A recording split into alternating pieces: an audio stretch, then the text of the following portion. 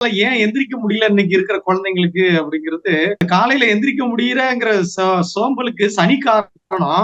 இந்த சனி 7:30ல மட்டும் பிடிக்கல. அந்த 7 நாளுமே சனியுடைய ஆதிக்கத்தில் தான் இவ்வளவு மக்களும் இருக்காங்கங்கிற ஒரு அதிர்ச்சிகரமான தகவலை வெளியிட்டு இருக்கீங்க. இன்னொரு விஷயம் எனக்கு ரொம்ப பிடிச்சது இந்த கிளாஸ்ல என்ன அப்படின்னா, அந்த சூரிய சக்தி அதிகமா இல்லாதனாலதான் இன்னைக்கு இருக்கிற குழந்தைங்க டக்கு டக்குன்னு பேசிடுறாங்க. ஒரு எரிச்சல் படுறாங்க. அடக்கம் இல்ல அப்படிங்கிற ஒரு உன்னதமான விஷயத்த அப்படி அழகா சொன்னீங்க.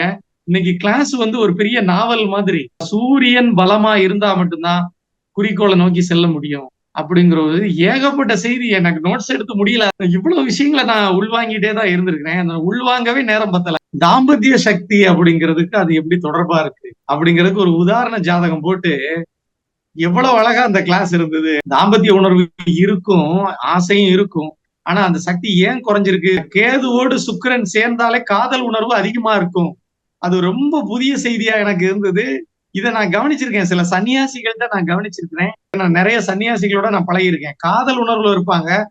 ஆனா பாலுணர்வுக்கு உள்ள வரமாட்டாங்க. அவங்க ஜாதகத்தை நான் பார்க்கும்போது இந்த கேது சுக்கிரன் இணைஞ்சதா கவனிச்சிருக்கேன். அப்போ நம்ம சில நேரங்கள்ல ஜாதகத்தை பார்த்திருப்போம், முடிவெடுக்காம இருந்திருப்போம். அதற்கான பதில் வந்து எங்களுடைய சிவராம கணேசன் ஐயா கிட்டதான் கிடைக்குது அப்படிங்கிறதா சாஸ்வதமான உண்மை.